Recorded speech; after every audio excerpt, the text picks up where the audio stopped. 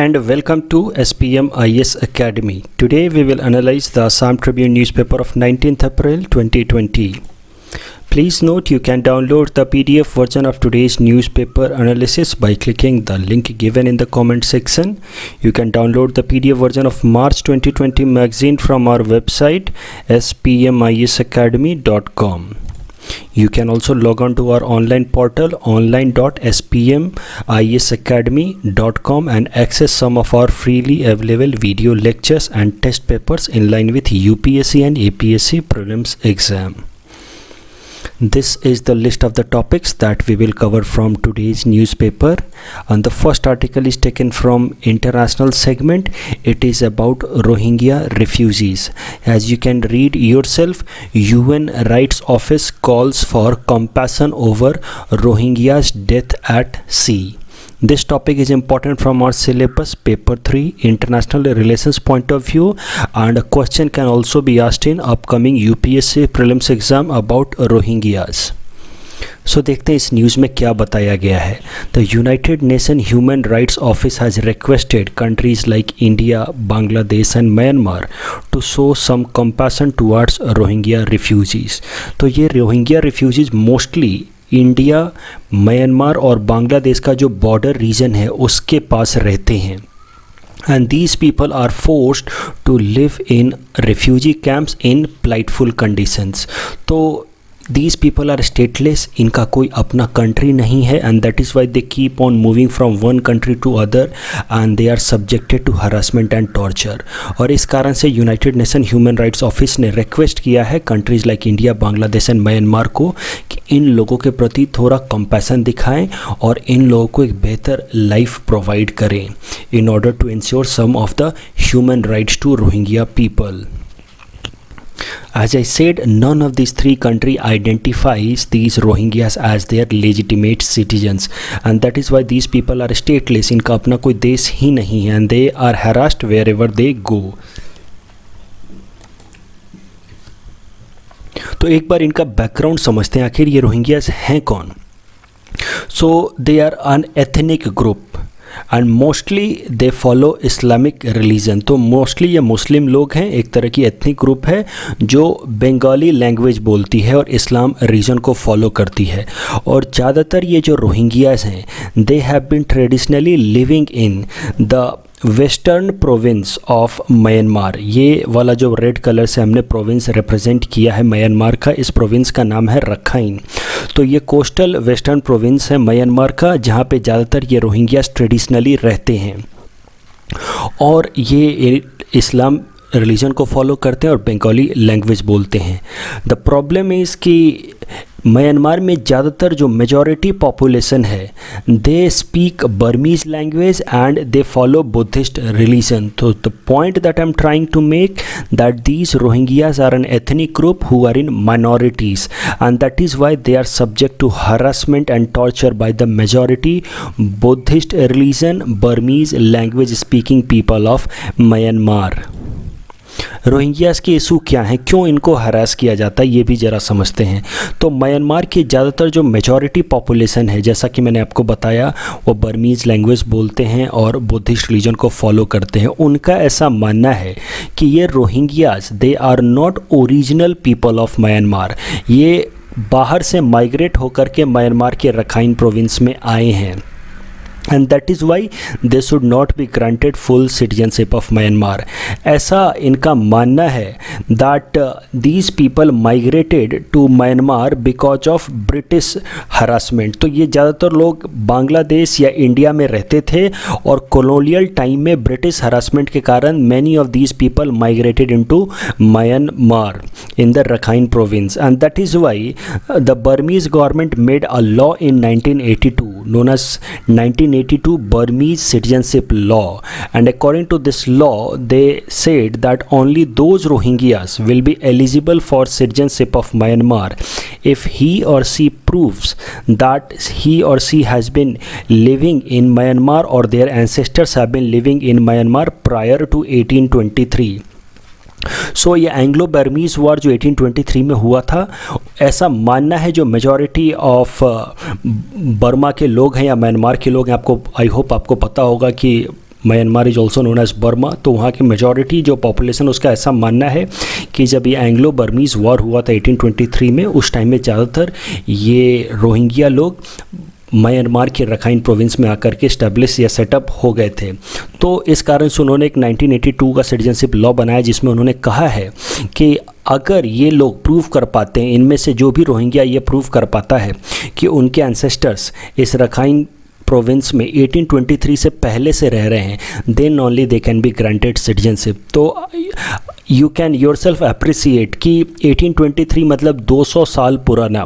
It's almost impossible to prove that their ancestors have been living in this province for more than 200 years, and that is why about 99.99% Rohingyas are not able to prove that their ancestors have been living in this province since 1823, and that is why all of them have been declared stateless. उनको Myanmar ने अपना citizenship देने से इनकार कर दिया है। So technically they have become stateless. उनकी कोई अपनी देश ही नहीं है। They have no citizenship of any country in the world.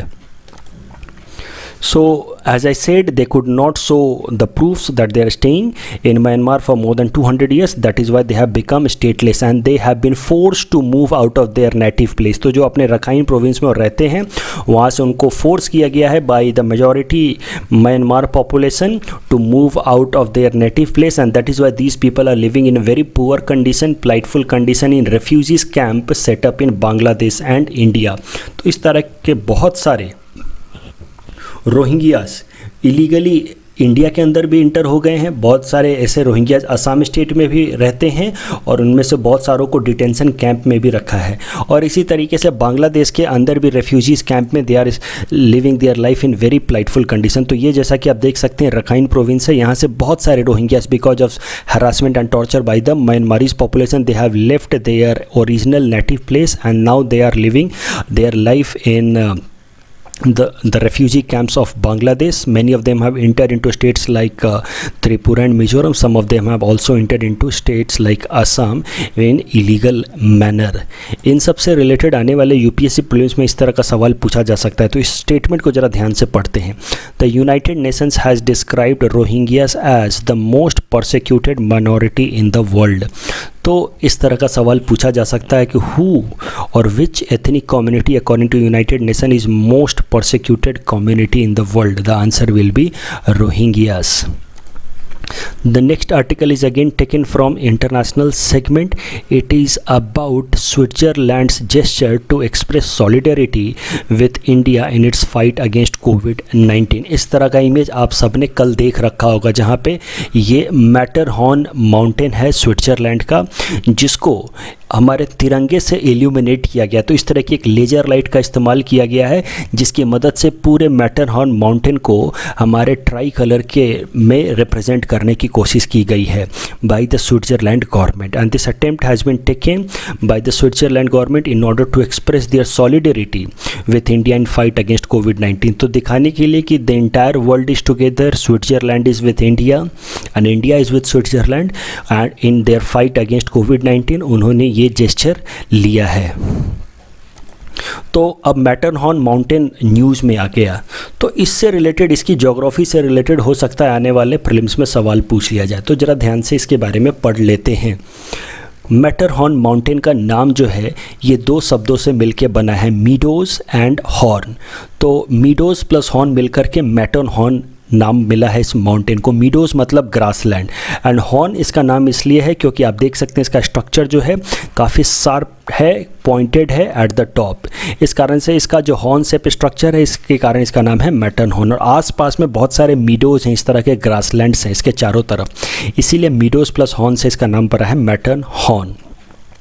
इसके जो चार साइड्स हैं दे आर वेरी स्टीप, आप देख सकते हैं ये चार साइड्स हैं इस मैटरहॉर्न हिल्स के, और बहुत स्टीप वॉल की तरह हैं, एक बिल्कुल वर्टिकल वॉल की तरह हैं।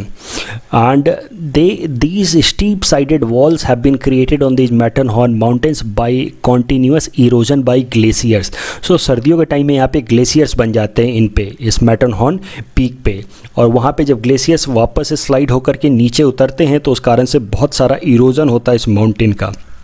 And as a result of erosion of this Matterhorn mountain by the sliding glaciers, the four sides of the mountain have become very steep like a wall. and as this Matterhorn hills is part of Alps mountain of Europe. तो Alps mountain आपको पता है एक तरह का young fold mountain है that has been created as a result of sea convergence. हमने basic geography class में पढ़ रखा है. और ये जो मैटरहॉर्न माउंटेन है ये आल्प्स का हिस्सा है, लेकिन actually it is on the border region of Switzerland and Italy. तो यहाँ पे हमने रिप्रेजेंट कर रखा है, ये बॉर्डर एरिया है स्विट्ज़रलैंड और इटली का. मोस्टली ये स्विट्ज़रलैंड के अंदर ही पड़ता है, but it overall lies on the border of Switzerland and Italy, and its overall height is 4,478 meter, and it is 6th highest peak in Alps as well as entire Europe. And the Matterhorn hills are mostly made up of sedimentary rocks.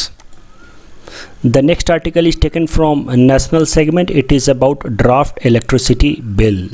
This topic is important from our syllabus paper 3 governance point of view.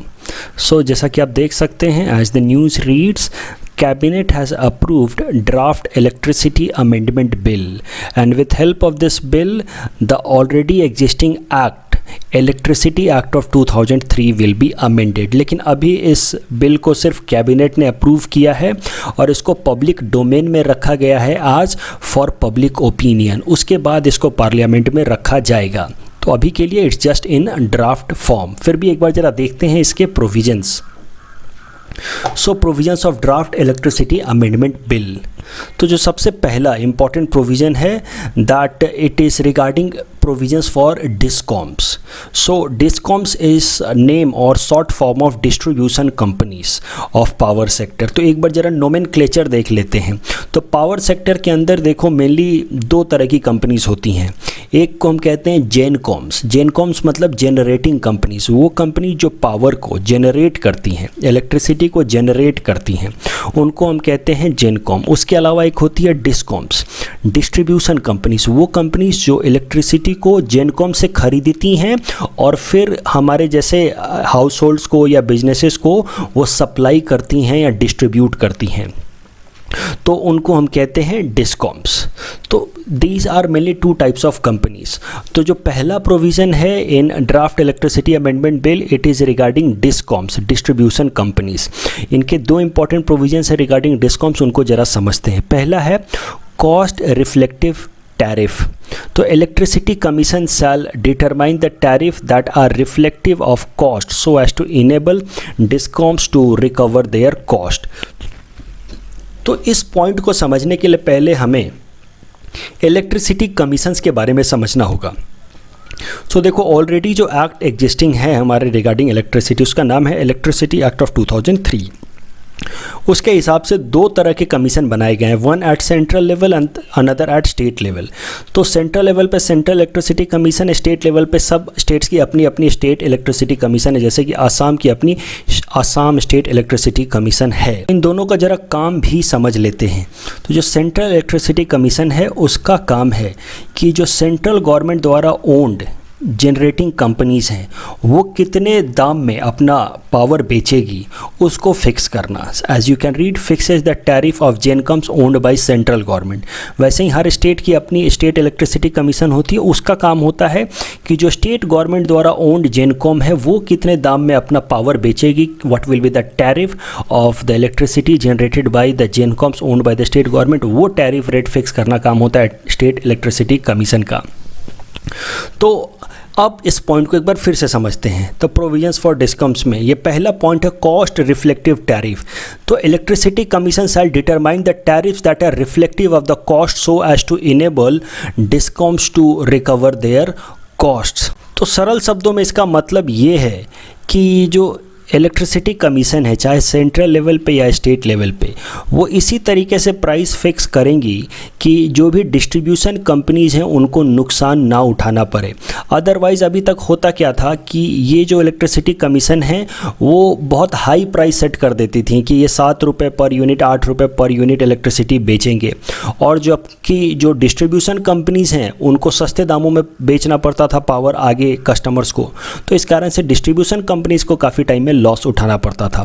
So now it is a condition according to this new bill that these state as well as central electricity commission will set up rate such that it will help discom to recover their cost, otherwise discoms को बहुत loss होता था। दूसरा point है direct benefit transfer. So tariff will be determined by the commission without taking into account the subsidy which would be given directly by the government to customers. इस point को इस image की मदद से समझते हैं। देखो अभी तक होता क्या रहा है कि मान लो कोई एक distribution company, electricity distribution company है, वो दो तरह के यूनिट्स में इलेक्ट्रिसिटी सप्लाई करती है। कॉमर्शियल यूनिट्स में, किसी फैक्ट्री में, इंडस्ट्री में या कॉमर्शियल कॉम्प्लेक्स में, या हाउस होल्ड्स में, घरों में इलेक्ट्रिसिटी सप्लाई करती है फॉर हाउस होल्ड कंजम्पशन।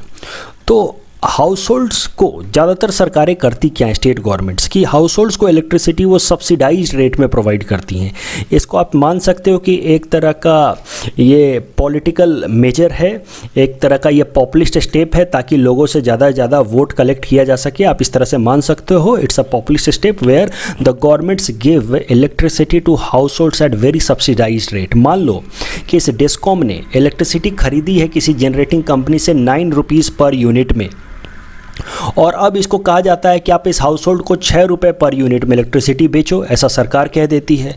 तो अब ऐसे हालात में इस डिस्कॉम के पास दो ही ऑप्शन बच जाते हैं। पहला ऑप्शन है कि ये कॉमर्शियल यूनिट से वो ज़्यादा चार्ज करे, सो अब 9 रुपीज़ पर यूनिट के बदले इन कॉमर्शियल यूनिट से वो चार्ज करेगा 12 रुपीज़ पर यूनिट, तभी तो जाकर के इस हाउस होल्ड को वो सस्ते दामों पे सब्सिडाइज रेट पे that is 6 rupees per unit पे इलेक्ट्रिसिटी बेच पाएगा। So this is one option. The other option is to incur loss. अगर वो इससे ज़्यादा पैसा नहीं कमाएगा कॉमर्शियल यूनिट से तो ऑफकोर्स डिस्कॉम को लॉस होगा, और कई सारे हमारी जो डिस्ट्रीब्यूशन कंपनीज हैं वो लॉस में हैं इसी कारण से। तो दोनों ही तरीके से हमें नुकसान है। अगर डिस्कॉम लॉस में होते हैं तो फिर हमारे यहाँ इरेटिक इलेक्ट्रिसिटी सप्लाई का प्रॉब्लम आता है, बार बार ये बंद हो जाते हैं, ये लॉस में जाते हैं तो ये सप्लाई बंद कर देते हैं। तो दैट इज़ वन प्रॉब्लम अगर डिस्कॉम लॉस में जाएंगे तो। और दूसरा प्रॉब्लम, अगर हम लोग ये डिस्कॉम्स अगर इन कॉमर्शियल यूनिट को ज़्यादा चार्ज करें तो उसको हम कहते हैं क्रॉस सब्सिडाइज करना, इससे पैसा लेकर के हाउस होल्ड को देना। This is cross subsidisation. इससे प्रॉब्लम क्या होती है कि कॉमर्शियल यूनिट्स को अनड्यूली बहुत ज़्यादा खर्च उठाना पड़ता है, इनको लॉस उठाना पड़ता है, इनको हाउस होल्ड के खर्चों को सब्सिडाइज करना पड़ता है। So this is unjustified. और हाउस होल्ड को सस्ते दामों पर इलेक्ट्रिसिटी प्रोवाइड करने से होता क्या है कि लोग इलेक्ट्रिसिटी का कंजम्पशन को मिसयूज करते हैं, अननेसेसरी इलेक्ट्रिसिटी कंजम्पशन को वो बर्बाद करते हैं। सो अब अमेंडमेंट के बाद क्या प्रोविज़न लाया गया है? सो अब अमेंडमेंट के बाद सरल शब्दों में इस अमेंडमेंट में ये प्रोविज़न रखा गया है कि no subsidy payment to household will be done by discoms. तो अब ये डिस्कॉम्स को नहीं बोला जाएगा कि आप हाउस होल्ड्स को सस्ते दामों पे इलेक्ट्रिसिटी बेचें। तो जो उनका कॉस्ट है 9 रुपीज़ पर यूनिट, वो उसी कॉस्ट में इन कॉमर्शियल यूनिट को as well as households को बेचेंगे।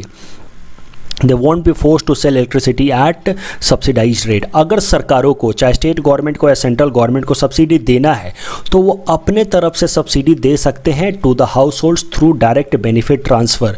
मतलब इन हाउस होल्ड के ओनर्स के अकाउंट में वो पैसे डाल सकते हैं, but this discoms won't be asked to give subsidy. तो अगर भारत सरकार को देना है तो वो डायरेक्ट दोनों को ये डिस्कॉम 9 रुपये पर यूनिट में इलेक्ट्रिसिटी बेचेगा। अगर हाउस होल्ड को फिर भी सब्सिडी देनी है स्टेट या सेंट्रल गवर्नमेंट को, then the government can transfer the subsidy amount to the account of the household directly। इसको हम कहते हैं डायरेक्ट बेनिफिट ट्रांसफ़र। इससे फ़ायदा ये होगा कि there will be no high electricity cost for industries and there will be no loss for discoms. तो इन दोनों चीज़ों से बचा जा सकता है। जब डिस्कॉम्स को लॉस नहीं होगा तो इलेक्ट्रिसिटी सप्लाई स्मूथ होगी और इंडस्ट्रीज़ को अननेसेसरी इलेक्ट्रिसिटी का बहुत ज़्यादा कॉस्ट नहीं उठाना होगा, तो वो ज़्यादा एम्प्लॉयमेंट जनरेट कर सकते हैं, ज़्यादा प्रोडक्शन कर सकते हैं। जो दूसरा इंपॉर्टेंट प्रोविजन है in this draft electricity amendment bill, that is regarding establishment of electricity contract enforcement authority. इस बात को भी ज़रा अच्छे से समझो। देखो अभी तक प्रॉब्लम क्या होती है कि मान लो एक पावर जनरेटिंग कंपनी है और इसके साथ भारत सरकार ने एक कॉन्ट्रैक्ट साइन किया कि government of India will by electricity at ₹5 per unit. तो कॉन्ट्रैक्ट साइन करने के बाद भी बहुत बार सेंट्रल गवर्नमेंट या स्टेट गवर्नमेंट जो पेमेंट है वो नहीं देती है, पेमेंट पे डिफ़ॉल्ट कर जाती है। और ये सरकारें जो हैं they are sovereign in nature, तो फिर इनके खिलाफ बहुत ज़्यादा ऑप्शंस भी नहीं बच जाते इन जेनकॉम्स को, और इन जेनकॉम्स को और डिस्कॉम्स को लॉस उठाना पड़ता है। So this is one major problem. और इसको अब अवॉइड करने के लिए there will be establishment of electricity contract enforcement authority, और ये अथॉरिटी के जो हेड होंगे he will be a retired जज of high court and this authority will act like a civil court. तो अब होगा क्या कि अगर अब भारत सरकार ने या स्टेट गवर्नमेंट ने इनका पैसा देने से इनकार कर दिया किसी भी कारण से, बहुत बार ये कहते हैं कि they are under loss, they do not have fund so they can not pay to the incomes, लेकिन अगर अब इस नए बिल के हिसाब से अगर ये बिल पास हो जाता है तो उसके बाद एक अथॉरिटी बनाई जाएगी जिसका नाम होगा इलेक्ट्रिसिटी कॉन्ट्रैक्ट इन्फोर्समेंट अथॉरिटी। और अगर अब उसके बाद भारत सरकार या किसी स्टेट गवर्नमेंट ने डिफ़ॉल्ट किया देन दी जेनकॉम्स और discoms can register a complaint in the central enforcement authority and in that case the governments will be force to pay back the due amount to the gencoms and discoms. देखो सारी की सारी जो बात है वो इसलिए है ताकि हमारे देश में इलेक्ट्रिसिटी सप्लाई को स्मूथ बनाया जा सके। Erratic electricity supply, discontinuous electricity supply के कारण हमारे देश में इंडस्ट्रियल ग्रोथ नहीं हो पा रहा है। और हमारे देश में इरेटिक या डिसकंटिन्यूअस इलेक्ट्रिसिटी सप्लाई इसलिए है क्योंकि हमारे जो डिस्ट्रीब्यूशन कंपनीज हैं या जनरेटिंग कंपनीज हैं वो सब के सब लॉस में हैं। और लॉस में इसलिए हैं क्योंकि उनका इस्तेमाल करती हैं सरकारें एज ए पॉपुलिस्ट मेजर। उनको फोर्स किया जाता है कि वो लोगों को सस्ते दामों पर इलेक्ट्रिसिटी बेचे, at the same time government के ऊपर जो ड्यू होता है इन कंपनीज का वो उसको पे नहीं करते हैं। तो अब ऐसे हालात में इन दोनों प्रॉब्लम्स को रिजॉल्व करने के लिए ये नया बिल लाया गया है। It is yet a bill. एक बार जब ये पास हो जाएगा, once it becomes an act, हम लोग उसको फिर से डिस्कस करेंगे in details. The next article is taken from economy segment. It is about FDI norms which has been amended recently. This topic is important from our syllabus paper 4 Indian economy point of view. So you can read the news. The government has amended norms related to FDI. So all foreign investment now coming from countries who share border with India will have to take prior approval of the government to avoid opportunistic takeovers. ये news है, इसको ज़रा detail में समझते हैं। इसको समझने के लिए सबसे पहले ब्रीफली एक बार जरा हम लोग FDI और FII के बीच का डिफरेंस समझ लेते हैं, foreign direct investment and foreign institutional investment. Foreign direct investment means investment in physical assets like factory and machines and they are more stable in nature, they bring employment and GDP growth। तो एक मान लो कोई foreign investor है, उसने आकर के India में एक फैक्ट्री लगाई, कंपनी चला रहा है, तो उसको हम कहते हैं फॉरेन डायरेक्ट इन्वेस्टमेंट। जबकि अगर मान लो कोई इस तरह का इन्वेस्टर है जो इंडिया में आकर के किसी कंपनी के बस शेयर्स खरीद रहा है थ्रू स्टॉक मार्केट, तो वैसे इन्वेस्टर्स को हम कहते हैं फॉरेन इंस्टीट्यूशनल इन्वेस्टमेंट या foreign portfolio investment. Of course these kind of investment, foreign portfolio investments are less stable, क्योंकि आज इसने शेयर्स खरीदे हैं, देश में पैसा लगाया है किसी कंपनी में, कल अगर वो कंपनी घाटे में जाएगी तो वो अपने शेयर्स को वापस बेच के जा भी सकता है। लेकिन जिसने फॉरेन डायरेक्ट इन्वेस्टमेंट किया है, जिसने आकर के यहाँ फैक्ट्रीज लगाई हैं, सेटअप किया है, उसका यहाँ से पुल आउट करना थोड़ा डिफिकल्ट है। That is why it is said that FDI is more stable while FPI is less stable.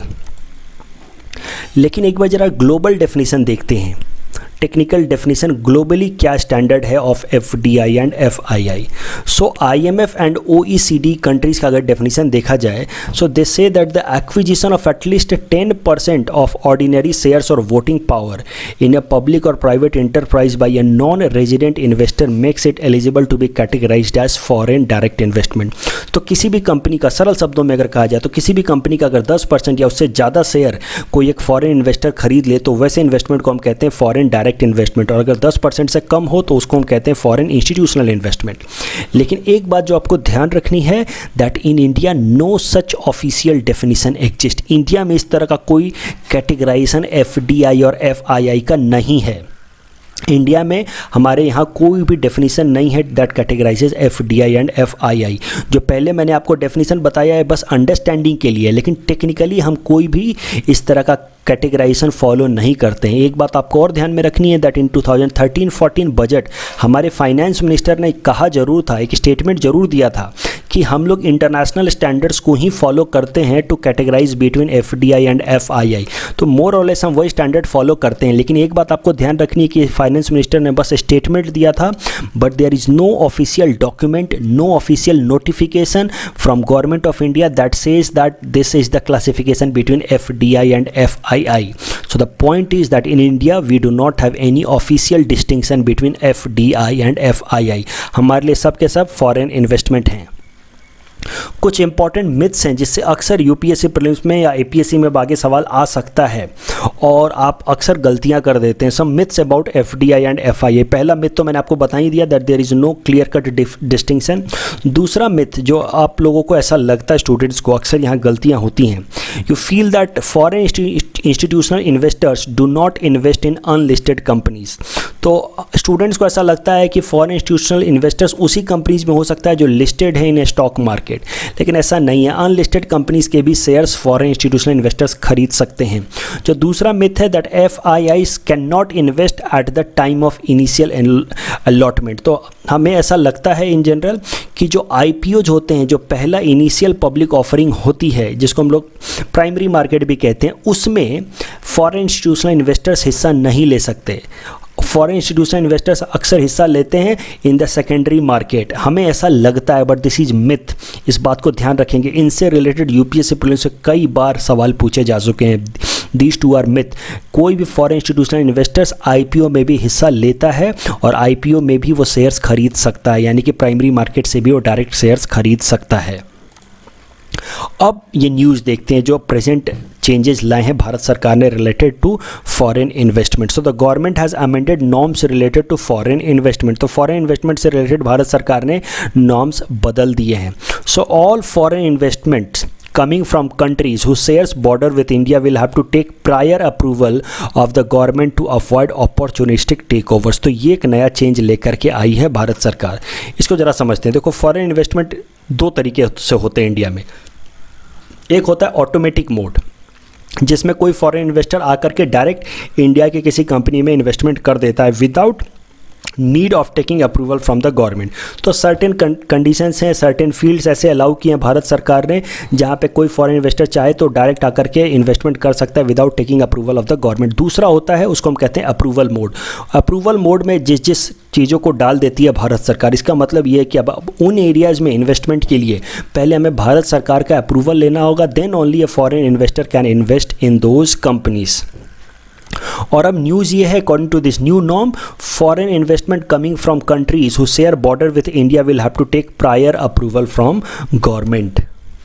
सो एक बार फिर से इस न्यूज़ को समझते हैं। जो कंट्रीज इंडिया के साथ बॉर्डर शेयर करते हैं, और इंडिया के साथ बॉर्डर शेयर करने वाले 7 कंट्रीज हैं, they are Bangladesh, China, Pakistan, Nepal, Myanmar, Bhutan and Afghanistan. ये जो ऑर्डर मैंने दे रखा है, I have given this order in decreasing manner. तो बांग्लादेश इंडिया के साथ सबसे ज़्यादा लंबा बॉर्डर शेयर करता है, उसके बाद China, then Pakistan, Nepal, Myanmar, Bhutan, Afghanistan. इस ऑर्डर में भी कभी कभार सवाल पूछ लेते हैं कि कौन इंडिया के साथ सबसे लंबा बॉर्डर शेयर करता है, कौन इंडिया के साथ सबसे छोटा बॉर्डर शेयर करता है। Longest border is with Bangladesh and smallest is with Afghanistan. कुछ इंपॉर्टेंट पॉइंट्स भी देख लो। ये जो अफगानिस्तान और पाकिस्तान के बीच का जो बाउंड्री लाइन है, इसको हम कहते हैं डूरैंड लाइन। ये जो इंडिया और पाकिस्तान और इंडिया बांग्लादेश के बीच का बाउंड्री लाइन है, इसको हम कहते हैं रेड क्लिफ लाइन। और इस पार्ट में जो इंडिया और चाइना के बीच का जो बॉर्डर है, उसको हम कहते हैं मैकमोहन लाइन। और अब न्यूज़ ये है कि ये 7 कंट्री से अगर कोई भी फॉरेन इन्वेस्टमेंट इंडिया के अंदर आएगा तो they have to take prior approval from government of India. They can not come in automatic mode. अब ये भी ज़रा समझ लेते हैं कि आखिर ये नया चेंज लाया क्यों गया है। Mind it, this new provision is China specific. ये मेनली चाइना के अगेंस्ट ये स्टेप लिया गया है। बाकी सारे कंट्रीज़ का खाली नाम मेंशन है, लेकिन चाइना को स्पेसिफिकली हमने मेंशन नहीं किया है, क्योंकि सिर्फ अगर हम चाइना को मेंशन करते कि चाइना से आने वाला कोई भी इन्वेस्टमेंट अगर होगा तो it has to come in approval mode. तो हो सकता है कि चाइना हमारे खिलाफ कहीं कंप्लेन कर सकता था, WTO में कंप्लेन कर सकता था। तो हमने एक इन जनरल एक नॉर्म बनाया है कि कोई भी हमसे जो बाउंड्री शेयर करता है, वहाँ से अगर कोई भी फॉरेन इन्वेस्टमेंट आएगा तो that can come only in approval mode. हमने फिर भी ये स्टेप इसलिए लिया है कि चाइना से आने वाले जो भी इन्वेस्टमेंट हैं उसको थोड़ी हद तक रोका जा सके। क्यों? क्योंकि ऐसा माना जा रहा है कि इस लॉकडाउन के बाद हमारी इंडियन कंपनीज़ को बहुत सारा लॉस उठाना पड़ेगा। हमारी बहुत सारी Indian companies they will go in economic distress. और वैसे हालात में चाइना कोशिश करेगा कि हमारी इंडियन कंपनीज़ के ज़्यादातर शेयर्स वो खरीद ले, और हम ऐसा होने नहीं देना चाहते। और government does not want Chinese company to buy major stakes in Indian companies because of the economic distress that Indian companies will have to face because of the ongoing lockdown. और ऐसे opportunistic takeovers को, ये term इस्तेमाल किया भारत सरकार ने, तो इसको आप यूज करेंगे आंसर राइटिंग में। ऐसे अपॉर्चुनिस्टिक टेक ओवर्स को, यानी कि अभी हमारी इंडियन कंपनीज कमज़ोर हैं और वैसे हालात में इनको टेक ओवर करने को अवॉइड करने के लिए भारत सरकार ने कंडीशन लाया है कि अगर हमें कोई भी इन्वेस्टमेंट आएगा इन कंट्रीज से इंक्लूडिंग चाइना, तो that has to come only in prior approval mode. और भारत सरकार कोशिश करेगी कि इस तरह के अपॉर्चुनिस्टिक टेक ओवर्स को अवॉइड किया जाए और इंडियन कंपनीज को भारत सरकार खुद असिस्ट करेगी कि वो खुद से रिवाइव कर जाएं rather than getting take over by Chinese companies. In our segment 400 most probable topics for upcoming UPSC prelims, we will cover today topic number 191 to 195. Topic number 191 is about Interpol. The Interpol is full form, इसका full form होता है International Police. The Interpol, that is the International Criminal Police Organization or Interpol, is 194 member intergovernmental organization headquartered in Lyon, France. It was formed in 1923 as an International Criminal Police Commission and started calling itself Interpol in 1956. India joined the organization in 1949 and it is one of its oldest members. We have given you a practice question with respect to this topic. Please attempt this. Topic number 192 is about Travel and Tourism Competitive Report. This biennial Travel and Tourism Competitive Report is released by World Economic Forum, and the study scored countries in 4 indicators, that is enabling environment, travel and tourism policy and enabling condition, infrastructure, natural and cultural rankings. We have given you a practice question with respect to this topic. Please attempt this. Topic number 193 is about important refineries of India. Numaligarh refineries in Assam, Barauni refineries in Bihar and Manali refineries in Tamil Nadu. ये तीसरे वाले में गलती होने के scope हैं। आपको लगेगा कि Manali refinery must be in Himachal Pradesh, but minded this is in Tamil Nadu. The next topic is about core industries.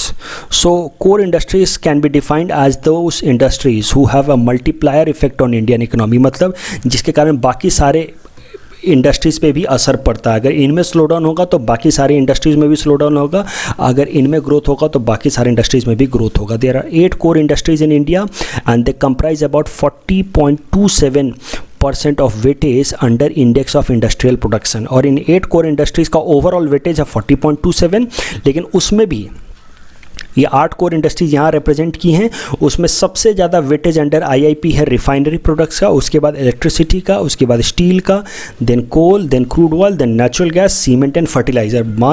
Mind it, आपको जो बातें याद रखनी है वो ये है कि 8 कोर इंडस्ट्रीज़ का ओवरऑल वेटेज है 40.27% इन आईआईपी.